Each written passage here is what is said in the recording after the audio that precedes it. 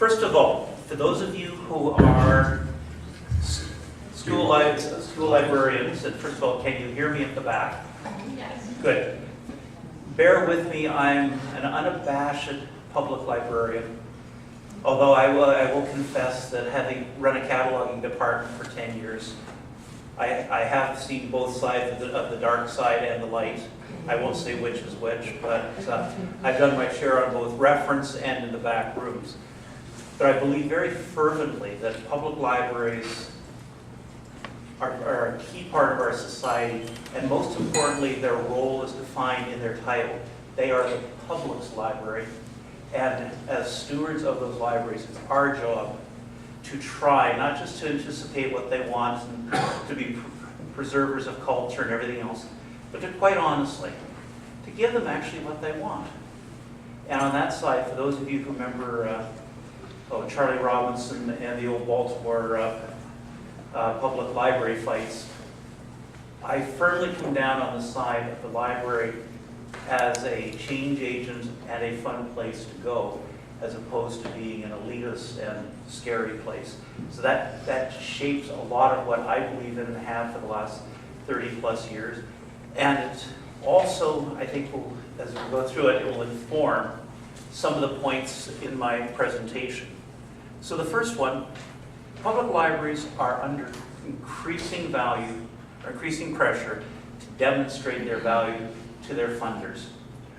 No different in schools, I don't think. I'm certain, Carolyn, that you would say the same thing is happening in the academic world. People want to know that they're getting value for their dollar. Sadly, traditional print is no longer as highly valued as it used to be. Basim was right. We were laughing last night. He was going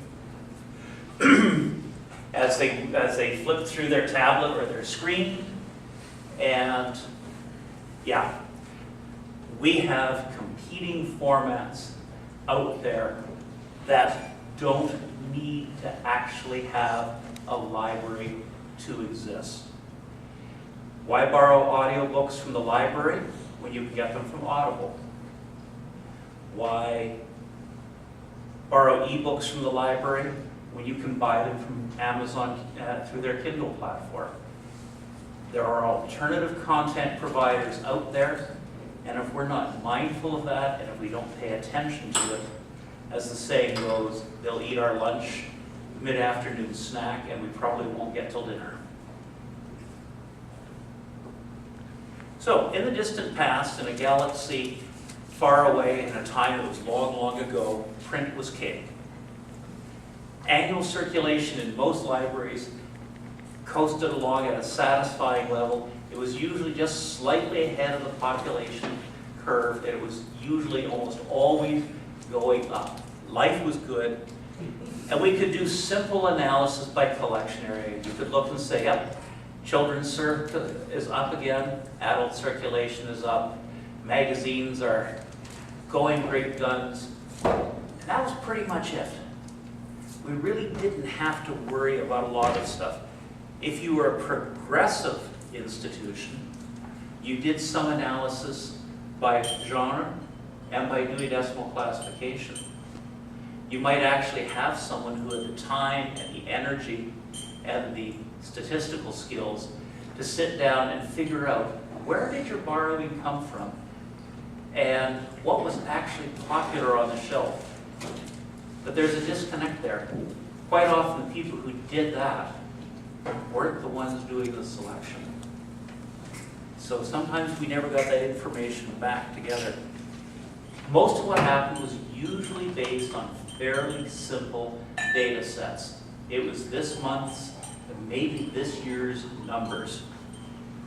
And out of that came, as I mentioned earlier, the fight, the tension between the people who viewed the library as a cultural institution and we were here to help better people. My, what a almost obnoxious attitude from that point of view nowadays, as opposed to those who believe, let's give them what they want and in the process help them find their way to where they want to go. much more encompassing, a much broader way of doing things. If I can find the right button. So, as I said, cultural versus popular collection. The other thing that started to creep up on us was what I call the container versus content argument. The content doesn't really change. Shakespeare on a clay tablet, Shakespeare in an MP3 file living in the cloud is still Shakespeare. It's still the wonderful rhyming couplets of the bard.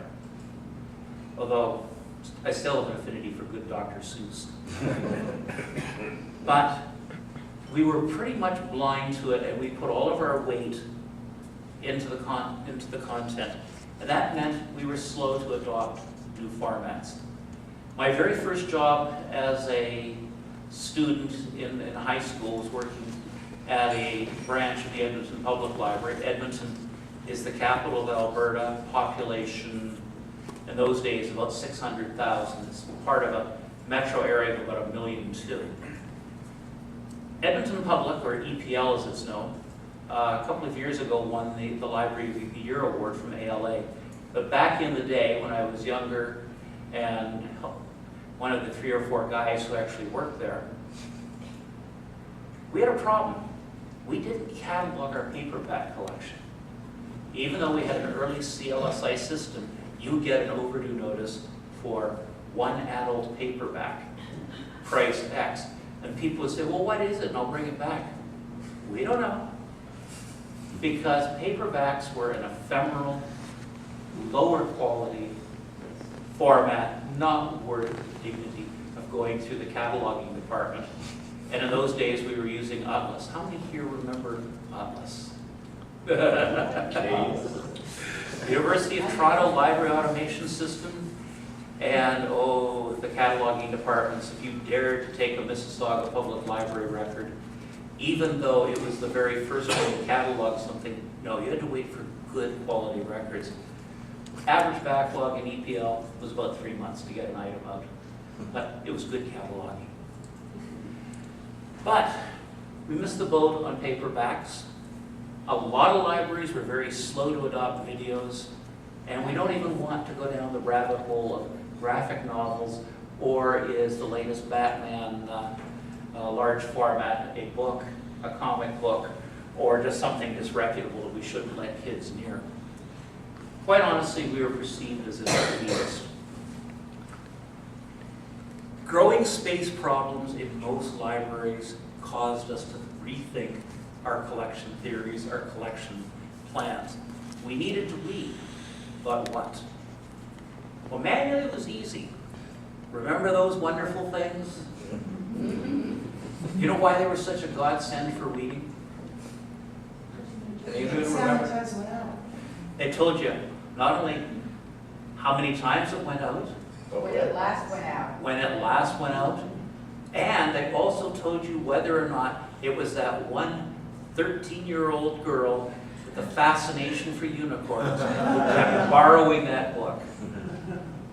It was wonderful. If you could spend the time and the energy, you could do a really good job of weeding, just looking at the book pocket. And in 1976, the crew weeding guidelines came out. They codified a lot of really good practice. For example, this is pulled from the most recent one that's available freely in PDF format. If you've got content in the library science area, copyright date shouldn't be more than 10 years old. It should have gone, at least 3 times, and it should meet all the musty, the physical and other qualifications. And general encyclopedias, they went through and as a systems approach, came up with something that allowed most people to easily do weeding, as long as you had some evidence of frequency of use, and you could look at the back of a title page. Then came the Holy Grail, automation. Much easier to tabulate numbers with an automated system, and you can actually do some basic collection analysis. Heck, you can even track individual titles and see what the performance is. It improved the management of weeding, and in the end, it gave you better collection management. You actually had more stuff on the shelf that people wanted, and you could shuffle off the dead wood and make it.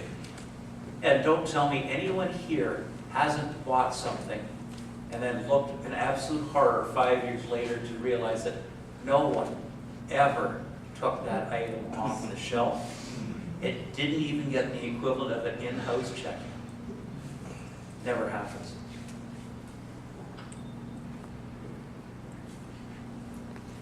Well, we can do some of this right now in Opals. One of the things that we've done, and you might have seen, most of you may have noticed this in the collection statistics, for example. One of the things you can now do collection statistics on is the location field, the 852 subfield 3.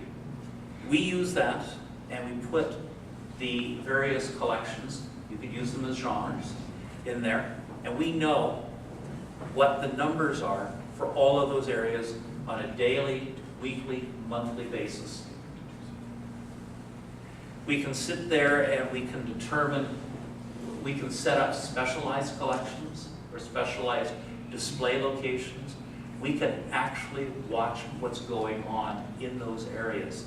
And in fact, a couple of times we've compared in a book on the display area, that exact same, the second copy is in a larger collection, and we can sit there and watch the difference in use that proper display and good marketing tools bring up.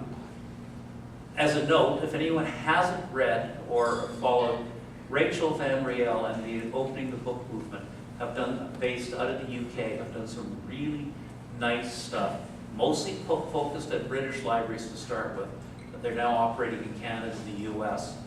And she did a major session at ALA a couple of years ago on the whole issue of the reader-focused library and how we have to change a bunch of our practices. Little things that we found out, and she validated and gave us the real numbers. In a public library, most people browse. They don't use our catalog. They've not got a clue as to what it's doing. If they could use it on their phone, they might. Number two, Why can't they? you need an app for that. You can now. You can now, but for a lot of platforms, you can't do it. Second thing is that most people come into a public library, they're in for 10 to 15 minutes max, and they come in, they browse the areas they're familiar with, and then they leave. We know this, again, this is true, we just finished reshaping half of the 14,000 square feet of space we have in the library. We completely dynamited and moved the collections around on the adult side. The look of sheer shock come Monday morning when they came in and they couldn't find anything. With the best signage, with staff primed to give them help, they were lost. One lady actually plaintively asked my reference staff, "Have you gotten rid of all the cookbooks?" No, they're just, see where that one is? Just go, right, next one down, see the sign there, turn left, there's your cookbooks. But people are creatures of habit like that. It may not be logical or common sense, but one of the things I've reluctantly learned over the years in public libraries, it is what it is, what it is. This is how the public behaves. We're not going to change them. I spent 30 years interfiling media with print. The public want their formats physically separated, fine. I lost that battle. But it took me 30 years of a rearguard action to convince myself. Another thing that we have available in Opals is the ability to do an average copyright day statistic. And I did this last week, and I was somewhat surprised to find that in the 050 to 059, we have 6 titles with an average copyright date of 1954. Oh my heavens. That section is going to be examined when I get back. There's something either very elderly in there that may disappear, or several elderly things may disappear. Well, we can do that. It's better on Dewey than it is, and one of the things down the road that might be worthwhile is being able to do that kind of analysis by location. because that would allow you to look at your collections. Something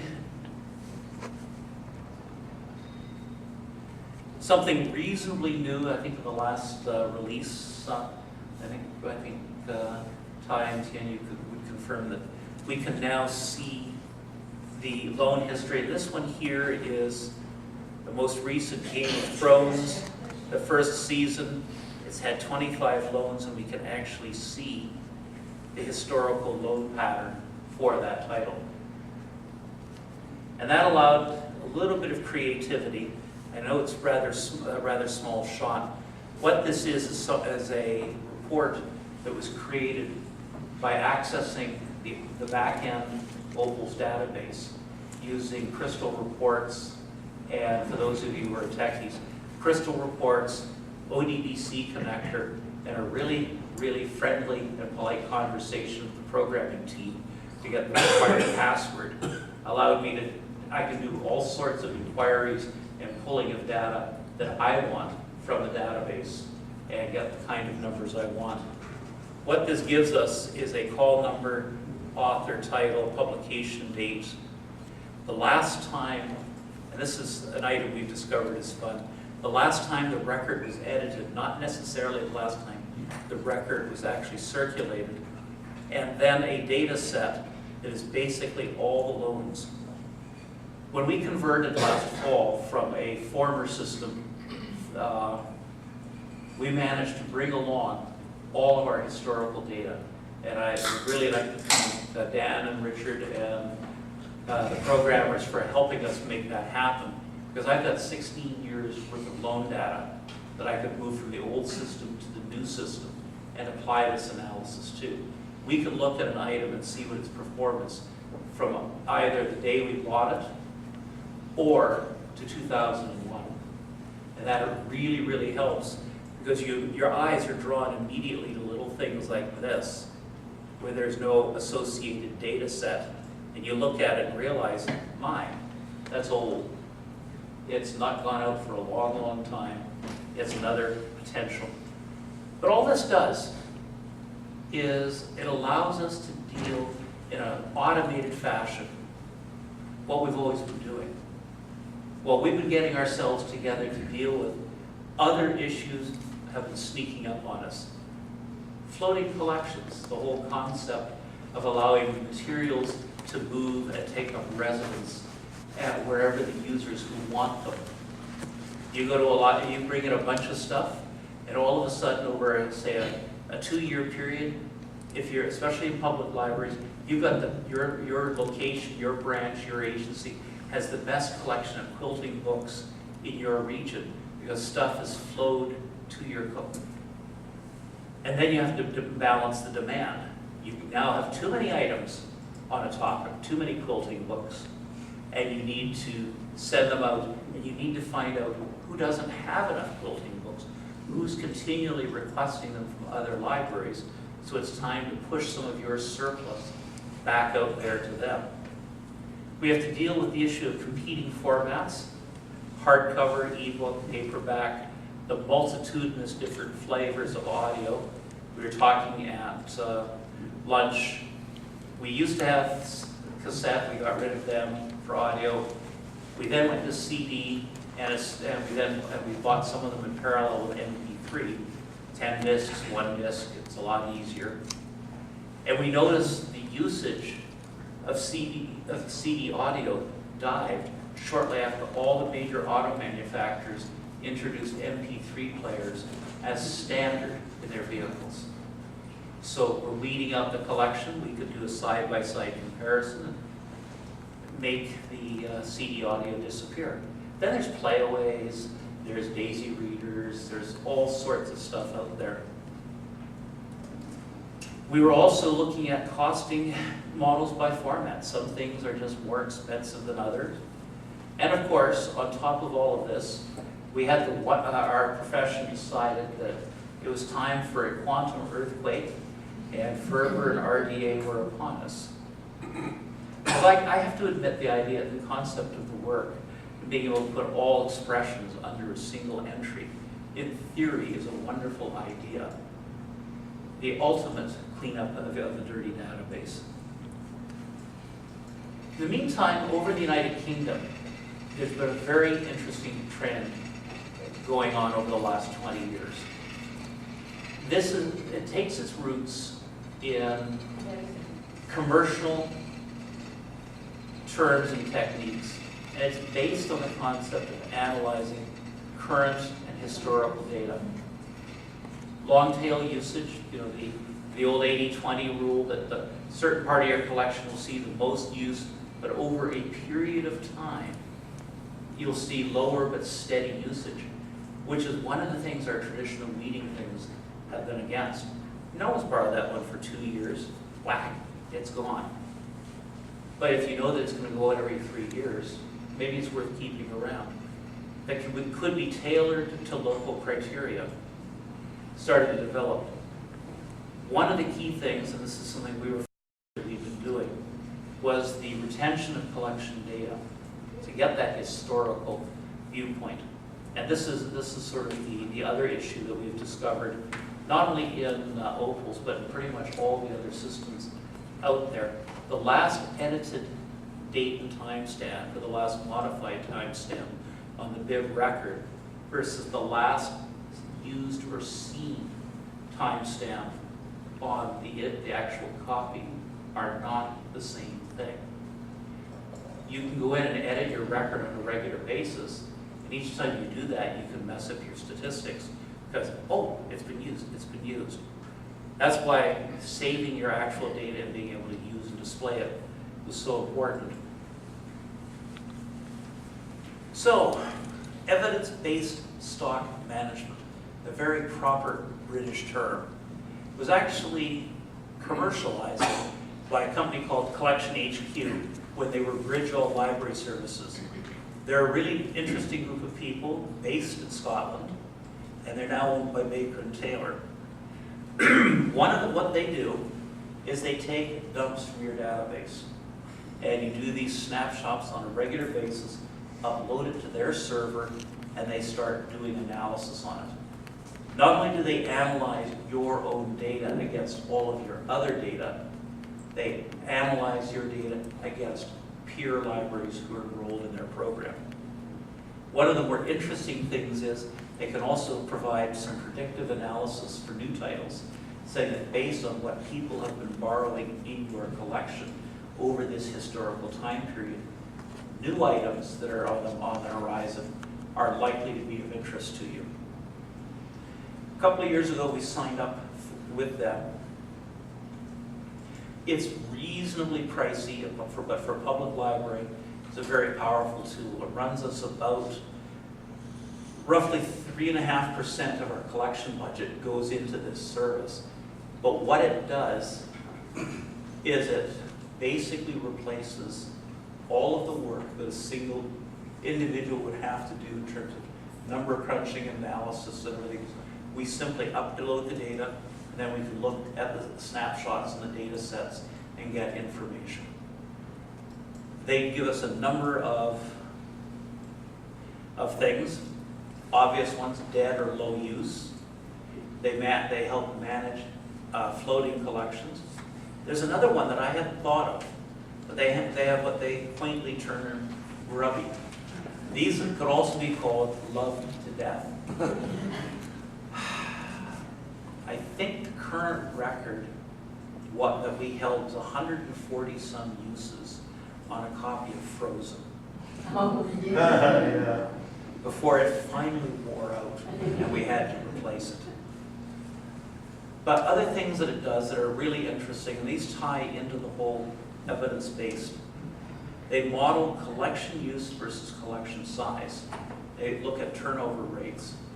If 10% of your usage comes from your, God forbid, Harlequin romance section, then perhaps somewhere around 10% of your collection should be populated with that particular type of material. It also lets you analyze historical trends and takes a look at what the impact of collection pooling, of what pulling stuff together to build sub-collections, different areas of specialty would do. This is one that I think particularly of interest in terms of school libraries. Everyone always wants material on a topic. Some schools have had staff who've done a very good job of building that collection, and others would like to borrow it. Sometimes that works, sometimes it doesn't, but good statistical analysis will tell you whether or not you need to establish a couple more pools of that collection to meet the demand. And the nicest thing, as I said, it is expensive, but it's also useful, is you get reports. You get reports of all kinds. And it's a matter of simply pressing a button, looking at the report. This particular one was done on our science fiction collection, and it gave me a list of items that entered our database originally in August of 2001 when Harry, in a previous incarnation, sold me on a system whose name we don't mention. And the last time these items were all used was in January of 2012.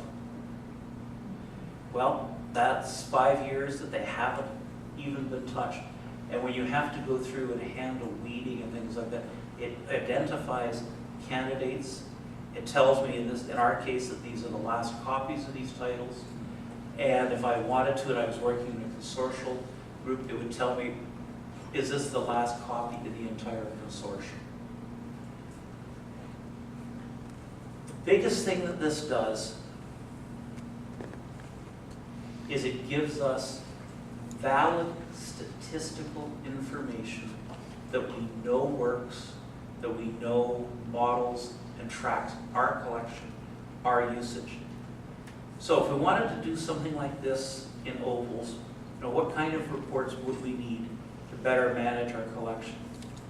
Well, we've got some good basic analysis in there. We certainly have the ability to attract and keep the data that we need for these decisions. More sophisticated analysis by authors. How many people here know who the top 5 authors in terms of reading in their library are?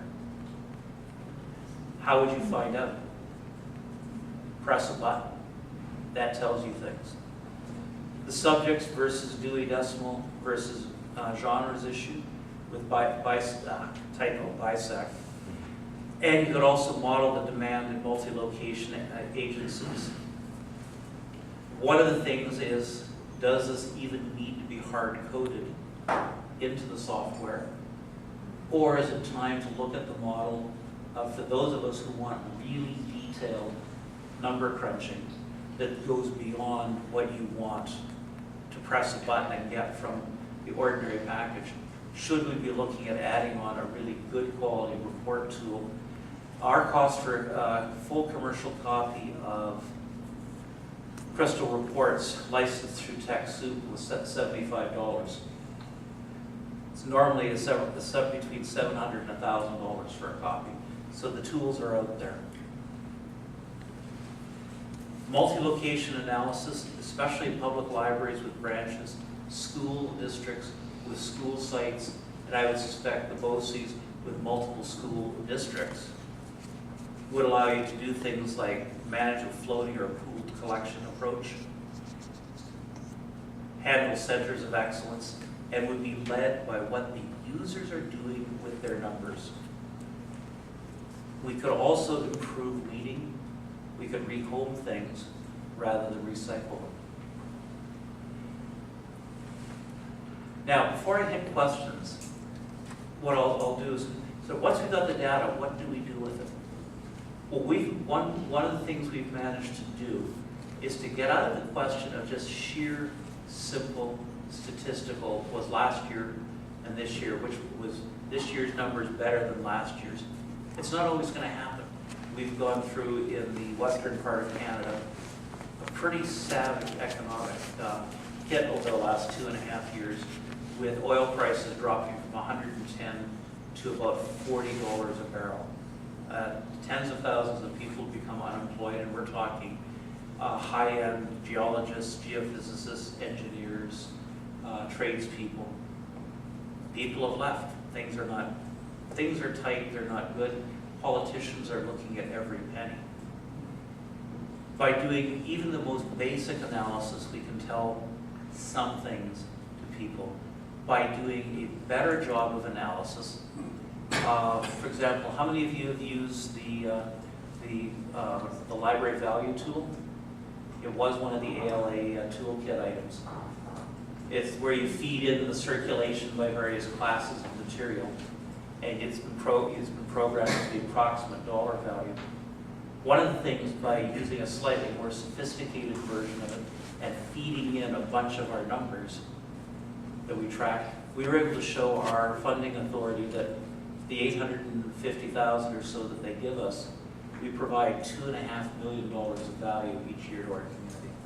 So our return on investment, as they phrase it so quaintly, is threefold. We're getting a 300% ROI. That resonates with politicians. They don't care about it encourages children reading and things like this. We're able to look at usage, and we're able to take a look at who our core borrowers are. And I've just talked about the collection at the moment, but we can sit there. For those of us in public libraries, we need to know who are our core borrowers. We know that ours are 65% female, and over half of them are between the ages of 20 and 45. That gives us a demographic to focus on to build support. We also know that males in the 18 to 40 group are our single lowest user group. They're off doing other things. If you get good data that you can trust, data that is reliable, data that you can defend, you can make a case to people on a whole number of fronts. But you first of all have to be able to trust your numbers, know where and how they came from, and know that they will be consistent, and then to watch. Because the key thing is not what happens one blip at a time. It's what the trends are doing.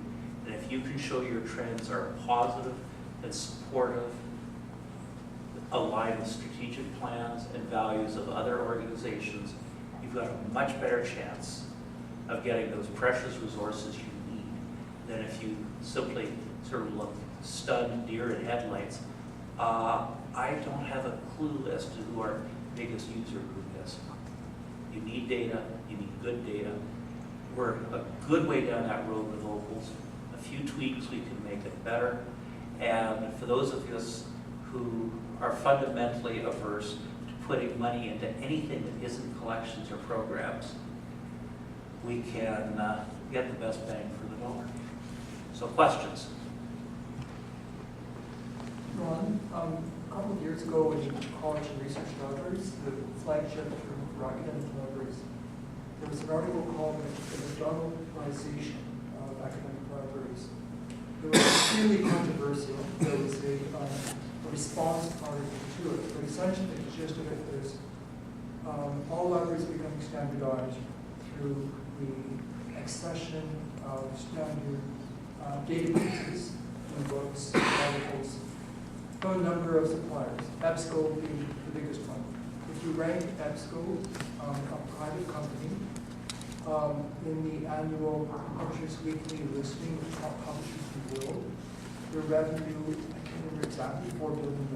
They're ranked in the top 10 publishers. That's where most academic libraries are putting their money online. So it's great to hear everything you're saying.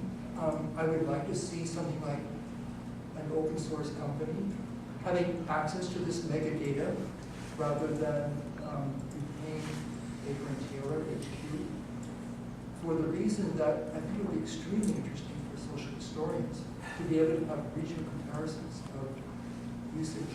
What are the interests of one community versus another? We don't have that. And the trend I fear with the dematerialization and no longer studying physical material, we're not going to have that granular access. As you say, in a public library in particular, a very high percentage of the material that is used is recent material. How can that power of corporate publishers be wrested, taken into the hands of public libraries. Well, I think there's a very simple solution to that, and that's the whole open data movement.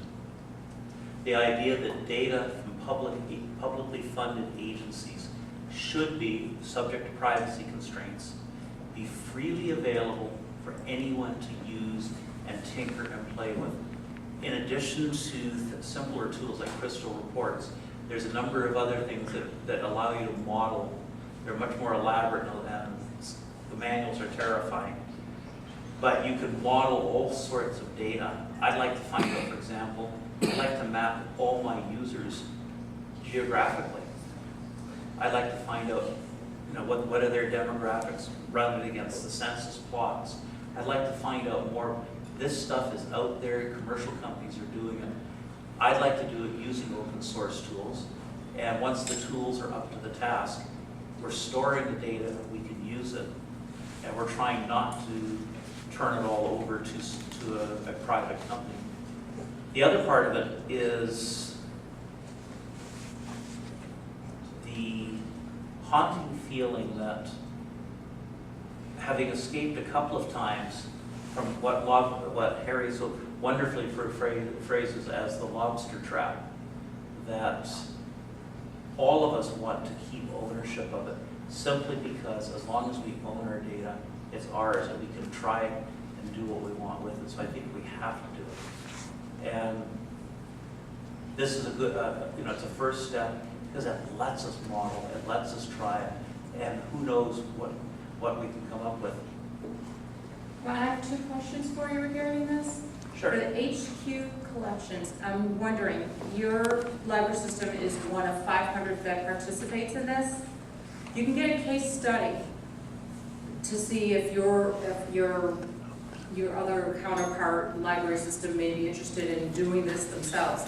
If they were to ask to view your library's, public library's case study, how comprehensive is that information? I was wondering if it gave like a demographic kind of situation as to how many users and different things like that within the case study? It does give some, but quite honestly, and I like the people at Collection HQ. They're a really cheerful crowd. The ones at the Glasgow office are especially nice. But some of it is almost marketing clickbait. They want to get you signed in and using it. We'll continue using it because it's a very, from our point of view, rather, staffing is an issue. It's easier for me to pay them to do this than it is for me to write the tools and do the work myself. But I want to retain ownership of the data so that down the road, if someone comes up with a really good open source tool, I can move over to it. So I don't want to cast aspersions on any marketing department, but sometimes they get a little too tight with the information. You don't get all your answers till late in the process. Thank you. My second question was that when you do get the reports, because your library system does participate, does it, for example, when you made the reference to your science fiction collection, will it give you a listing of your other library systems that are participating with that to see what their Yes. numbers are as well, the analytics? Yeah, we choose who we want to compare ourselves against as our pure comparison. Okay. And we've got about half a dozen that we know are reasonably similar demographically speaking. We have a community that's probably demographically the youngest one in the province. It's very skewed. We're missing a lot of people between 40 and 55. So we map against a couple of others that are net. And occasionally I run our numbers against an older, more established community just to see what the differences are and what we could be missing serendipitously, because that's part of this whole thing. Sure. Sometimes numbers are really good, but sometimes you simply look at them and say, this is odd, and you dig into it and find something that's valuable. But yeah, we can choose, at this point, we can choose who we map against. They've had problems with their success. It's taking them about 4 months to get a new customer. up and running, simply because they've got so many people using it, and they've lost staff and hired new staff. So they're being beset by their own success is actually the undoing on them. But the concept is very valid, and as I said, as Ian identified, an open source version of something else would be very valuable, because then all of us who are doing that could compare against each other as well. Thank you. I've used the TitleWise feature in Follett when you go to order through Follett. TitleWise, you can upload your collection into TitleWise. It's very simple. Opals is very simple to do. You just use the defaults. I've used that for years. And how is this different? Does anybody know? Basically, Because I prefer Follett's over Mackin's, and when I was in library school, I can't remember what the features over Mackin's were that I preferred over TitleWise, but I prefer TitleWise over Mackin. I just wonder what the advantages of this particular. one of the things that I regard as an advantage is, and I'll just, if I can, very briefly do this. I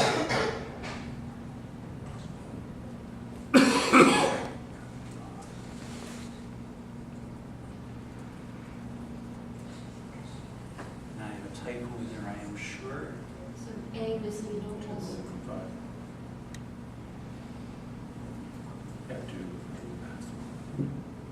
I see you're going in. See if it'll let me out.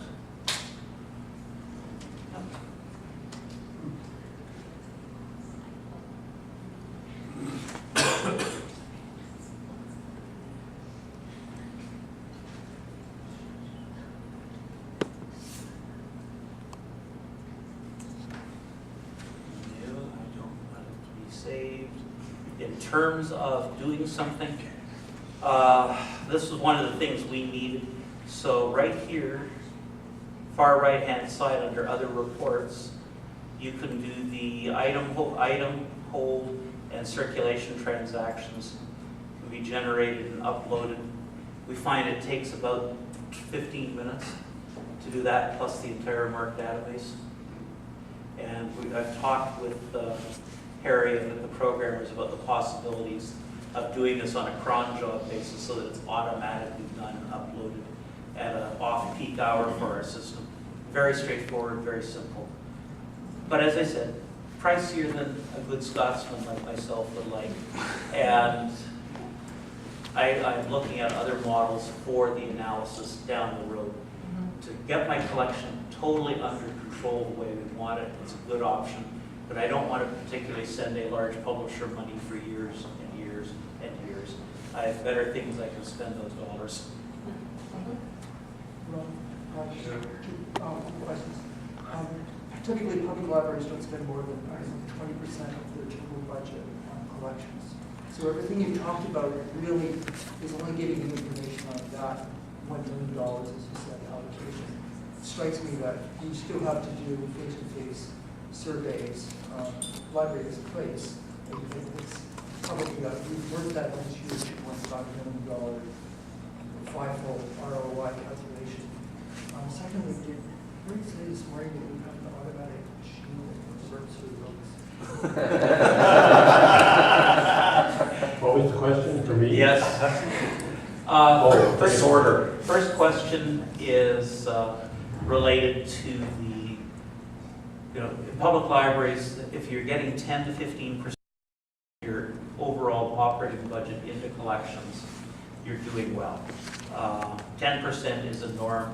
If you're phenomenally well managed, you might be able to get 18 to 20%, because staffing, especially the long hours and multiple branches, does cost money. Because of that, because dollars for the collection are incredibly valuable, the last thing you want to be doing is buying objects that will molder on the shelf and never be used.